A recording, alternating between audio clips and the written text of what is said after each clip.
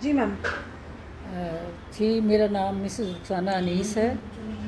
मैं लंदन में रहती हूँ और यहाँ से 30 साल पहले लंदन जा चुकी हूँ। मेरा एक अपना छोटा सा ज़ाती घर है जो मोहल्ला जदकातियाँ पीर मिठे में है। 2019 में 19 जून में इस प्रॉपर्टी को किसी ने, मेरे स्टेप ब्रदर ने और शाह है कोई लैंड ग्रैबर, उसने इस ज़मीन घर पे कब्ज़ा कर लिया।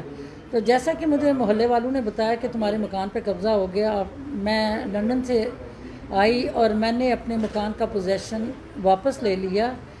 और इस बीच इस मकान में कुछ मुकदमेबाजी भी हो गई और मुझे इस शबीर की हिस्ट्री का भी पता चला कि ये एक हिस्ट्री शीटर है, इस पे पीएस से भी लगा हुआ और ये मतलब लोगों की काफ़ी प्रॉपर्टियाँ, तकरीबन सारा तालाब खटीका इससे बहुत तंग और आजिज़ आया हुआ था। तो जैसा कि मुझे लोगों ने एडवाइस किया कि तुम लंदन जाने से पहले इस प्रॉपर्टी का कुछ करके जाना, क्योंकि ये बंदा वापस इस पर होल्ड कर लेगा। मैंने इस बीच एक गाहक ढूंढना शुरू किया मकान के लिए और मेरे पास जस्ट थोड़ा टाइम था, तो मैंने किसी तरह करके भी, एक आदमी ने, उसी हमारे मोहल्ले का ही है जिसने मुझे अप्रोच किया। मुझे ये नहीं पता कि वो आदमी कौन था या क्या था या शबीर का बंदा था, मुझे कहीं पर डाउट होता है कि जैसे उसी ने फ्रेम किया है।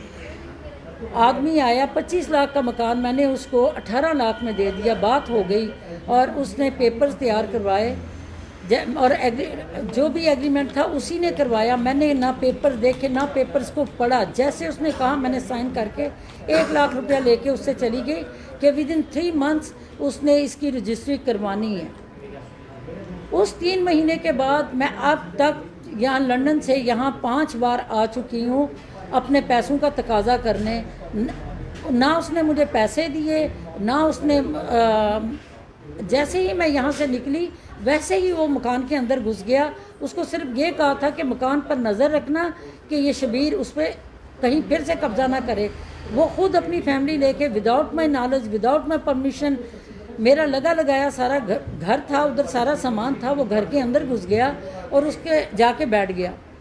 उस दौरान मैं 5 बार यहाँ आई और मैं उससे हर बार रिक्वेस्ट करती कि यार रजिस्ट्री करो या कुछ। फिर उसने ये किया कि मकान पे रेनोवेशन भी शुरू करा दी, जिसकी शिकायत मैंने आईजी को की हुई है, मेरे पास पूरा रिकॉर्ड है। आईजी की मदद से उन्होंने ये उसकी सारी रेनोवेशन वगैरह बंद करवाई और मुझे कहा आपको यहाँ आना पड़ेगा, ये कोई स्टोरियाँ बता रहा है। उसने मेरे फेक साइन करके इलेक्ट्रिक का वो कनेक्शन भी ले लिया। मुझे नहीं पता कि उसने कहाँ कहाँ मेरे फेक साइन इस्तेमाल किए हैं। तो मैं अभी 22 अक्टूबर को मैंने यहाँ आकर, लास्ट ईयर मैं फिर आई थी, मैंने कुछ बंदे वहाँ रखे, उनको बिठाया और इस आदमी को पकड़ के लाए। बड़ी मुश्किल से इसने मुझे 5 लाख रुपया और दिया और उसके बाद इसने मैं वापस फिर चली गई। मेरे पास टाइम इतना होता नहीं, 4 वीक के लिए मैं आती हूँ। अब मैं इस साल आई हूँ जनवरी में, मैंने इसको वार्निंग दी कि मुझे मेरे पैसे चाहिए या तुम मकान खाली कर दो अगर तुमने नहीं लेना है। अकॉर्डिंग टू जो इसने डॉक्यूमेंट बनाए हैं उसके हिसाब से जो 3 महीने में अगर हम में से कोई एक पार्टी मुनकिर होती है और अपना वो प्रॉमिस फुलफिल नहीं करती तो वो डबल देगी।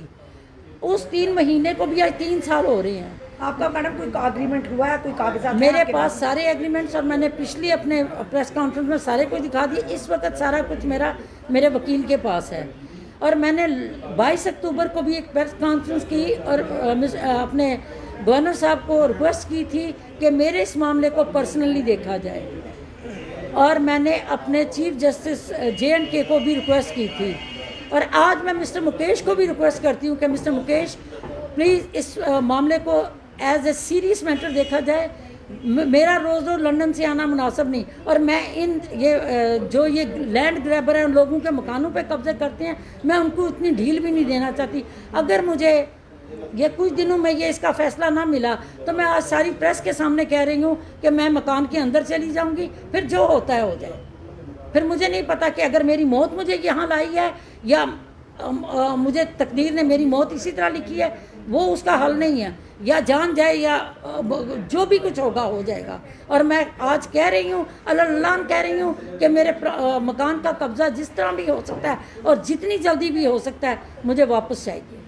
इस आदमी के पास 8-9 जगह प्रॉपर्टियाँ अभी तक मैंने इसकी वसूल किया। मुझे अभी भी पिछले 1 वीक में किसी को ये कह रहा है मैं तो पासपोर्ट जब्त कराऊंगा, किसी को कह रहा है देख लांगे असी एनू करके जाए, हफ्ते बाद तेन टूर जाना है। मैं नहीं जाऊंगी, मैं बैठी हूँ यहाँ पे, मुझे मेरी प्रॉपर्टी चाहिए। अगर ये कैसा रूल है, ये कैसा मुल्क है जहाँ पर इंसाफ नहीं हो रहा। मैं अपने गवर्नर से बार बार ये रिक्वेस्ट कर रही हूँ कि मेरे मामले को सीरियस मैटर लिया जाए और देखा जाए, नहीं तो फिर अगर कहते हैं तो फिर जो होगा हो जाएगा। अभी तक मैं देख रही हूँ कि मेरी हुकूमत मेरे लिए क्या करती है। हम तो वहाँ जिस मुल्क में मैं रही हूँ, छोटी सी बात करके हमें हमारे लिए जस्टिस हो जाता है। जिस मुल्क की मैं रहने वाली हूँ, मैं इतनी दूर से आई हूँ, इंसाफ मांग रही हूँ, कोई मैं इनसे कुछ और नहीं मांग रही, किसी के साथ ज्यादती नहीं मांग रही, मैं अपना हक चाहती हूँ। आज का जो मुद्दा था प्रेस कॉन्फ्रेंस में, क्या था, किस पर आप जोर डाल रही हैं? आज का मुद्दा यही है कि मैं गवर्नर साहब को कहती हूँ कि मुझे अभी तक कोई उसका रिएक्शन नहीं मिला है। मुझे कोई इन्होंने क्या एक्शन लिया है अभी तक, ना मेरे पास कोई ऑफिशियल बंदा है, ना मुझे किसी ने पूछा है। और बीच में जुडिशरी वाले भी हैं जो प्रेशराइज कर रहे हैं। तो मैं यही कहती हूँ कि इस मामले को सीरियस लिया जाए और मेरा मसला एज सुन एज पॉसिबल इसको सॉल्व किया जाए।